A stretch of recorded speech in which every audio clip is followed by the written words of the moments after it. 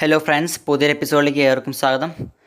വീഡിയോയിൽ കാണുന്ന ആളെ നമുക്ക് മനസ്സിലായല്ലോ, പണ്ട് എത്രയോ കാലം മുമ്പുള്ള പെറ്റ് ഷോപ്പുകളിൽ തന്നെ നമുക്ക് അവൈലബിൾ ആയൊരു ഫിഷാണ് ഷാർക്ക് എന്ന് പറയുന്നത്. അക്വേറിയം ഷാർക്ക് എന്നൊക്കെ പറയും നമ്മൾ. ഇതിൻ്റെ ആൽബിനോ വരുന്നതാണ് ഇപ്പോൾ ഈ കാണുന്നത്. അതിൻ്റെ ആൽബിനോ ബ്ലാക്ക് 2-3 കളേഴ്സ് നമുക്ക് അവൈലബിൾ ആണ് ഷോപ്പുകളിൽ. ഇതിൻ്റെ ഒരു caring video, breeding video, male and female ഐഡൻറ്റിഫിക്കേഷനാണ് ഞാൻ മെയിനായി ചെയ്യുന്നത്. ബ്രീഡിങ് വീഡിയോ ഇപ്പോൾ എന്തായാലും ഇല്ല, എനിക്ക് ബ്രീഡിംഗ് പെയർ കിട്ടിയിട്ടുണ്ട്. അപ്പോൾ ആ ബ്രീഡിംഗ് പെയറിനെ വെച്ചിട്ട് നിങ്ങൾക്ക് ക്ലിയർ ആയിട്ട് തന്നെ ബ്രീഡിംഗ് വീഡിയോ കാണിച്ചു തരാമെന്നാണ് ഞാൻ വിചാരിക്കുന്നത്. അല്ലെങ്കിൽ ഞാൻ വേറെ എന്തെങ്കിലും രീതിയിൽ നിങ്ങൾക്ക് ആ ബ്രീഡിംഗ് വീഡിയോ ക്ലിയറായി കാണിച്ചു തരും. ഈ വീഡിയോയിൽ മെയിൽ ആൻഡ് ഫീമെയിൽ ഐഡൻറ്റിഫിക്കേഷനും ഇതിൻ്റെ കെയറിങ്ങിനെ കുറിച്ചിട്ടുമാണ്. പിന്നെ ഇതിൻ്റെ ടാങ്ക് മേറ്റേഴ്സ്, ടാങ്കിനൊപ്പം ഇവരൊപ്പം ഇടാൻ പറ്റിയ കുറച്ച് മീനുകൾ, ഇവരുടെ സ്വഭാവം, അതൊക്കെയാണ് ഞാൻ ഈ വീഡിയോയിൽ പ്രധാനമായിട്ടും പറയാൻ പോകുന്നത്. അപ്പോൾ വീഡിയോയിലേക്ക് പോകാം. ഓക്കെ, അപ്പോൾ ഇത് നമ്മൾ കാർപ്പിൻ്റെ ഒപ്പം, കോഴിക്കാർപ്പിനും വലിയ ടാങ്കിലൊക്കെ വലിയ ഒരു അത്യാവശ്യം പുറത്ത് മുറ്റത്തുണ്ടാകുന്ന വലിയ കുളത്തിലൊക്കെ നമ്മൾ ഭംഗിക്കായി ഈ കാർപ്പുകളൊപ്പം ഇടാറുണ്ട്. ഈ ഫിഷിനെ അതിൽ നിങ്ങൾ അക്വേറിയങ്ങൾ ഇടാറുണ്ട്.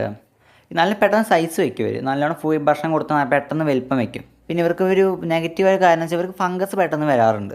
പെട്ടെന്ന് തന്നെ ഫംഗസ് വന്നിട്ട് പടന്ന് പന്തലിക്കുന്നൊരു പ്രശ്നമുണ്ട്. വളർത്തിയൊരു എൻ്റെ അനുഭവത്തിലുണ്ട്. ഒരു മിക്ക ആൾക്കാരും ഉണ്ടായിരിക്കും അത് ഫംഗസ് വരുന്ന പരിപാടി.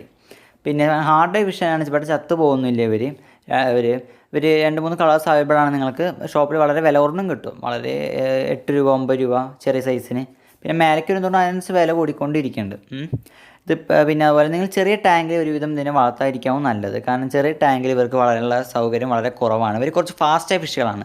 അപ്പോൾ അങ്ങനെ സ്പീഡാണ്, ഒരു ടൈമിലും സ്ലോ ആയി പോയി പെട്ടെന്ന് സ്പീഡ് കൂടും. അങ്ങനത്തെ കുറച്ച് ആൾക്കാരാണ്. ഇപ്പോൾ നിങ്ങൾ അക്വേറിയത്തിൽ വളർത്തുമ്പോൾ നിങ്ങളൊന്ന് ഇവരിങ്ങനെ പോകാൻ ടൈമിൽ ഒന്ന് ടാങ്കിൽ തട്ടിക്കഴിഞ്ഞാൽ ഒരു ഒപ്പം സ്പീഡ് കൂട്ടും. അപ്പോൾ ടാങ്കിലുള്ള കുറച്ച് ഭംഗിക്ക് വെച്ച നമ്മൾ പ്ലാന്റ്സും അങ്ങനെ നമ്മൾ പ്ലാസ്റ്റിക്കിൻ്റെ വല്ല പ്ലാന്റ്സും അതുപോലെ ഓരോ ഡെക്കറേറ്റീവിനെ വെച്ചിട്ട് ഓരോ സംഭവങ്ങളൊക്കെ നശിപ്പിച്ച് കളയും. അപ്പോൾ അങ്ങനെ സംഭവമൊന്നും വെക്കാൻ പറ്റില്ല. പ്ലാന്റ് ടാങ്കിൽ ഇതുവരെ വളർത്താൻ പറ്റില്ല. കാരണം പ്ലാന്റ് ടാങ്കിൽ വളർത്തി കഴിഞ്ഞാൽ ഈ ഫാസ്റ്റ് ഉള്ളതുകൊണ്ട് അതിന് ഒരു പ്രശ്നമാണ്. പിന്നെ ഒരു മീനുകളെ ആക്രമിച്ച് കൊല്ലുക എന്ന പ്രശ്നമുണ്ട്, ചിലവർ ചോദിച്ചിട്ടുണ്ടാകും. അങ്ങനെ ഒരു പ്രശ്നമേ ഇല്ല, ഇവരങ്ങനെ കൊല്ലൊന്നുമില്ല. ഇവർ വിഴുങ്ങണ ആൾക്കാരാണ് ഒരുവിധം. അപ്പോൾ വിഴുങ്ങലൊക്കെ ഉണ്ട്. ചെറിയ കുഞ്ഞുങ്ങളെ കിട്ടിക്കഴിഞ്ഞാൽ അവർ തട്ടും, അതൊരു സംശയമില്ല. കുഞ്ഞുങ്ങളെ കിട്ടിക്കഴിഞ്ഞാൽ അവർ കഴിക്കും. പിന്നെ പ്ലാന്റ് ടാങ്ക് അങ്ങനെയൊന്നും വേണമെന്നില്ല ഇവർക്ക്. അല്ലാണ്ട് ടാങ്കുകൾ ഇവർ സൂട്ടബിളാണ്, യാതൊരു കുഴപ്പമില്ല. പ്ലാന്റേഷൻ ടാങ്ക് ആണെങ്കിൽ കുറച്ചുകൂടി നല്ലതാണ്, അത്ര തന്നെ ഉള്ളൂ. പിന്നെ ഇവരുടെ വലിപ്പം അത് ഭയങ്കര 100 സെൻറ്റിമീറ്ററിനെക്കാളും നീളം കൂടാറുണ്ട് ഇവർക്ക്. ചിലപ്പോൾ 150 വരെ സെൻറ്റിമീറ്റർ വരെ നീളം വയ്ക്കാറുണ്ട്. ഭയങ്കര സൈസ്, നല്ല ഹ്യൂജ് സൈസ് തന്നെ ആയി കിട്ടും ഇവർ. നല്ല ഭംഗി തന്നെയാണ്. അവരെ കാണാനും നല്ല കുറച്ച് സ്മാർട്ടാണ്. പെട്ടെന്ന് അസുഖങ്ങളൊന്നും വരില്ല. പക്ഷേ ഈ ഫംഗസ് പോലെ അസുഖങ്ങൾ വരാൻ നല്ല മറ്റ് അസുഖങ്ങളൊന്നും അത്ര കണ്ടിട്ട് വരുന്നില്ല. ഇനി എനിക്ക് ഭക്ഷണ കാര്യങ്ങൾ പറയാം. ഭക്ഷണം കൊടുക്കുകയെന്ന് വെച്ചാൽ ഗ്രോത്ത് കിട്ടുന്നില്ല പറയേണ്ടത് മിക്കവരും. എത്ര ഒരു 1-2 വർഷമായി വളർത്താൻ തുടങ്ങിയിട്ട് ചത്തു പോകണമെന്നില്ല, പക്ഷെ നല്ല ഗ്രോത്ത് തീരെ വയ്ക്കുന്നില്ല. ഒരേ സൈസിൽ തന്നെ പോയി മെല്ലെയാണ് ഗ്രോത്ത് വയ്ക്കുന്നത്. മുരടിപ്പ് പോലെ തോന്നുന്നതെന്നൊക്കെ പറഞ്ഞു. കമൻറ്റ് ബോക്സിൽ കുറേ പേര് പറഞ്ഞിട്ടുണ്ടായിരുന്നു, വാട്സപ്പിൽ കുറേ മെസ്സേജ് ഉണ്ടായിരുന്നു കുറച്ച് പേരൊക്കെ. അത് വരാൻ കാരണം വെച്ചാൽ നിങ്ങൾ ഫീഡ് കൊടുക്കുന്ന രീതിയാണ്. കുറച്ച് ലൈഫ് ഫീഡ് കൊടുക്കാൻ ശ്രമിക്കുക പരമാവധി. കുറച്ച് ഈ വേംസോ എന്ന് വെച്ചാൽ മണ്ണിരയോ അല്ലെങ്കിൽ അങ്ങനത്തെ കുറച്ച് ഫീഡിലൊക്കെ കൊടുത്ത് വരെ കുറച്ചുകൂടി അങ്ങനെ കൊടുത്താലേ ഗ്രോത്ത് കുറച്ച് കൂടുതൽ കിട്ടുള്ളൂ അവർക്ക്. ഈ പെല്ലറ്റ്സ് മാത്രം കൊടുത്തിട്ട് കാര്യമില്ല. പിന്നെ ചെമ്മീൻ തീറ്റൊക്കെ അങ്ങനത്തെ കുറച്ച് പെല്ലറ്റ്സും ഒക്കെ കൊടുത്തോളൂ, നല്ല തന്നെയാണ്. പക്ഷേ ലൈഫ് ഫീഡ് അതുപോലെ തന്നെ ആഴ്ചയിൽ 3 ദിവസമെങ്കിലും ലൈഫ് ഫീഡ് കൊടുക്കാൻ ശ്രമിക്കുക. അപ്പോൾ നിങ്ങൾക്ക് നല്ലോണം ഗ്രോത്ത് കിട്ടും. അവർ ടാങ്കിൻ്റെ വലിപ്പം ചെറിയ അക്വേറിയത്തിൽ നിന്ന് ഇട്ട് കഴിഞ്ഞാൽ അത്ര തന്നെ ഗ്രോത്ത് അവർക്ക് കിട്ടുമെന്ന് തോന്നുന്നില്ല. ഒരു ഏജ് വരെ അവർക്ക് നല്ല ഗ്രോത്ത് കിട്ടും. പക്ഷേ അത് കഴിഞ്ഞാൽ പിന്നെ അവർക്ക് വലിപ്പം എത്തണമെങ്കിൽ കുറച്ചുകൂടി വലിപ്പം ടാങ്ക് വേണം. ഇപ്പോൾ ഒരു കുളത്തിലൊക്കെ ആണെങ്കിൽ നല്ല പെട്ടെന്ന് സൈസ് വയ്ക്കും ഇത്.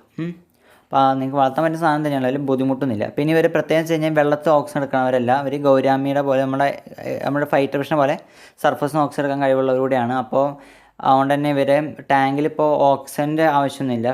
ഫിൽട്രേഷൻ നമുക്ക് വെച്ചോളും, നല്ലതാണ്. പക്ഷേ ഫിൽട്രേഷൻ പോലും ഇതൊക്കെ ഇല്ലെങ്കിൽ തന്നെ ഇവർക്ക് വലിയ പ്രശ്നം വരാൻ പോകുന്നില്ല. പക്ഷേ ഒരു വേസ്റ്റ് റിമൂവ് ചെയ്യണം. വേസ്റ്റ് ഉണ്ടായിക്കഴിഞ്ഞാൽ എന്താ കുഴപ്പമെന്നറിയോ?